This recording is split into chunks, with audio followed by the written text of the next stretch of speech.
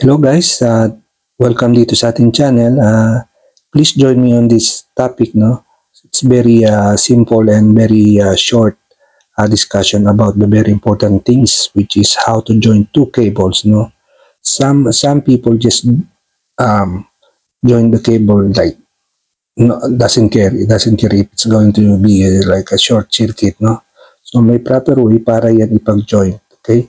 Lalong-lalo na yung mga cable na supply natin, okay, DC o mapa-AC man.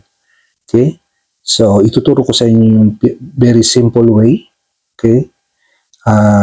May mga kailangan lang tayong gamitin para magawa natin ito ng maayos. Pero kung wala naman, is tuturo ko sa inyo kung anong gagawin nyo. So, halina, umpisa na natin. So, meron tayo dito mga kapirasong kable. Okay? So, kinuha ko to sa power, okay? Output power ng isang adapter, okay? So, may positive, negative. Yung kanyang cable, pag maka-encounter kayo, is kalimitan yung may kulay, like yung white, siya yung positive. Then the rest, yung ground. Pero kung Japanese adapter naman yan, baliktad. Okay, yung white, yun yung negative. Then yung itim, yun yung positive. Okay? Lagi nilang binabaliktad, okay? So, kailangan natin ng shrinkable tube, okay? Meron akong kasing set, yung makikita niyo yung colorful na yan. Is binili ko yan isang set para pag magtugtong tayo. So, puto lang kayo nung yung medyo mahaba kasi yan, pag dalawahin nyo, then, bago nyo hinangan, okay, is isuot nyo na siya. Kasi isi-shrink natin yan. Hindi nyo na mailalagay kung yung nakahinang na.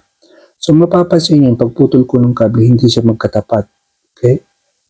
The reason being is para hindi siya mag-short. Okay? Lalong-lalo na kung electrical tape lang yung gagamitin nyo. So, magkalayo siya.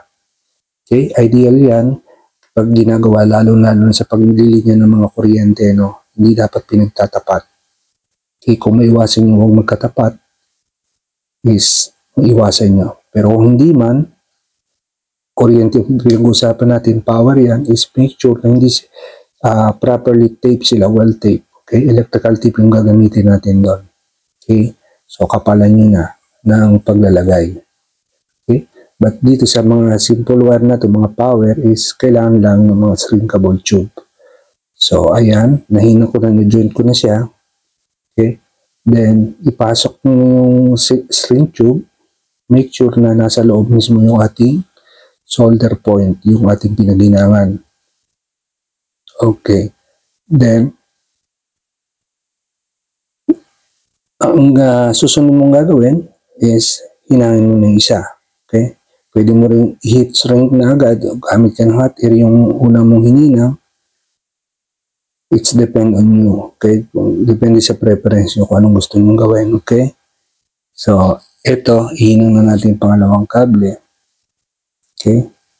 So, ang ginagawa ko dyan, tinitwist ko muna silang parehas para maganda yung kapit niya, no? Saka pag hininang mo, sure ka na magkasama na sila. Okay, so yung pag didikitin mo lang, okay? So, walang tibay doon. So, kunti hinang lang, huwag yung lakihan kasi mangyari niyan is magkakaroon siya ng parang spider, yung mga dumi ng spider no gagamba, yung mga bilog-bilog. Okay? So, para maiwasan natin. Then, slide nyo na yung tube para mamaya-maya lamang is atin ang i-hot air. Okay? Para lumapat, mag-shrink yung tube. Okay? It's from the word shrink. Okay? Kaya tinatawag siyang shrink tube. Okay? In order to do that, you need to apply heat. Okay? Kung meron kang soldering iron, wala kang blower o hot air, pwede mong gamitin ng soldering iron. Okay? Inimis na umiinit. Make sure lamang na hindi ito sobra. Okay? So, ayan. So, lagyan natin na medyo lumaki kasi. Yun yung sinasabi ko kanina. No? Make sure na hindi siya ganong malaki yung hinang. No? Para maisuot nyo yung tube. So make sure lang na bago mo idikit yung tube o isuot is malamig na hinang mo kasi mangyari yung tube is magsishrink. Then magkakaproblema ka. Uulitin mo na naman. Okay? So ito, apply lang tayo ng heat gamit itong blower na to. So maganda kasi pag blower, pagkain na naman mahihipit maiikot mo siya, then yung pag-spread ng pag-string niya is same. Okay? Yun ang ginagawa ko dyan para hindi siya mukhang ni-repair or mukhang loose. Nilalagyan ko pa siya ng isang tube na kasama lahat yung kable para makover yung ating mga pinag-joinan. Okay? Ayan, katulad niyan. Okay? So, medyo maiksi lang nga yung nakuha ko, but kung meron kayong mas mahaba na makover lahat ng area, is mas maganda. Okay? Mas malinis tingnan. Okay? Magandahan dito kasi electrical tape is wala ka nang worry na magpipeel off. Okay? Kasi kapit na kapit siya.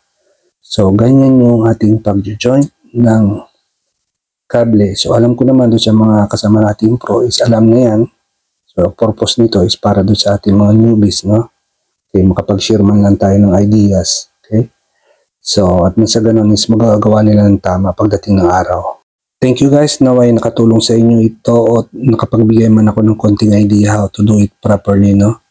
So, maraming salamat sa inyong pagtutok. Hanggang sa muli. And God bless to all of you.